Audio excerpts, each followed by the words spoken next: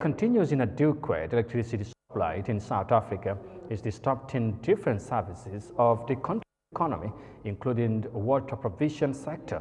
Now, the prevailing energy crisis could instigate nationwide water shortage.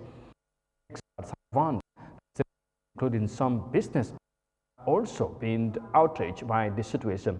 Here's more details of that in this report. The ongoing power crisis in South Africa has been affecting all spheres of the economy. The worsening crisis is now threatening water supply throughout the country. The whole water system is basically dependent on energy for water to be pumped from the source for treatment, and then from the treatment plant to a storage such as the reservoir or a water tower, and then obviously at the end towards the consumer. So we are having this issue of escalated load shedding, which is causing longer power failures in some instances, which means that your reservoirs aren't able to recover after that.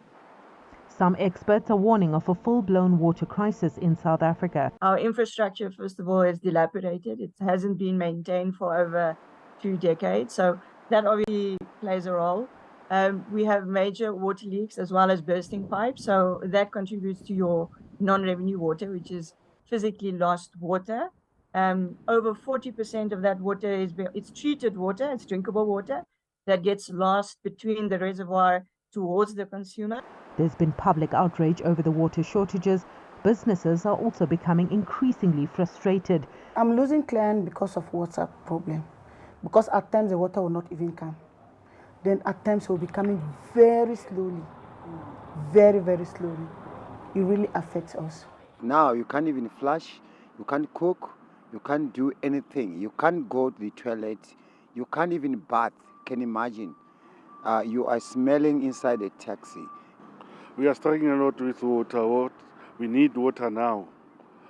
We can't do anything without water. Toilets in the house, you can't wash, you can't bath.